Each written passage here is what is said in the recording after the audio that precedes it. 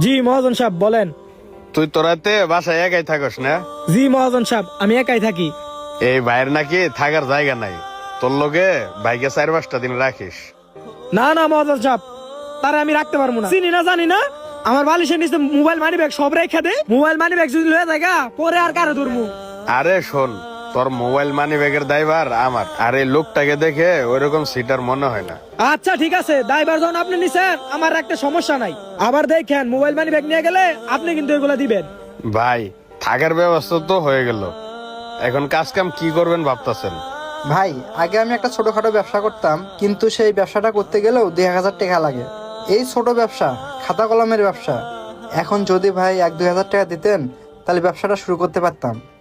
ও, টাকাও দিতে হইব 2,000? আচ্ছা দাঁড়ান দেখতেছে। 2,000 না, আপনাকে 5,000 টাকা দিলাম। এই টাকাগুলো নিয়ে যায় মনোযোগ দিয়ে ব্যবসা করেন। ভাই আপনাকে যে কি বলে ধন্যবাদ দেব সেটা বলার মতো আমার কাছে কোনো ভাষা নেই। থাক থাক, ধন্যবাদ দিতে হবে না। আপনি এক কাজ করেন, এই পাশের দোকানে বসে চা খান, আশিক আপনাকে যাওয়ার সময় নিয়ে যাবো না। আচ্ছা ঠিক আছে ভাই। মহাজন আপনি এটা কি করলেন? যে হেরি খাওয়ান আবার টেয়া চাইলো টেহাও দিয়ে দিলেন, আমরা বিপদে বললে তো আপনি টেয়া দেন না। দেখ তোরা যেমনে হোক তোরা চলতে পারস। আর ওই লোকটা আসছিল ঢাকা ইন্টারভিউ দিতে, সে যতগুলা টাকা নিয়ে আসছিল সবকিছু শেষ করে লাইছে। এখন তো তার আপন বলতে ঢাকা শহরে আর কেউ নাই।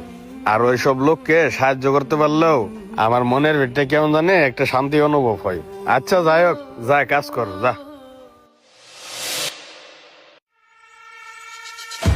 কিরে আশিক, তুই একা আসলি কে?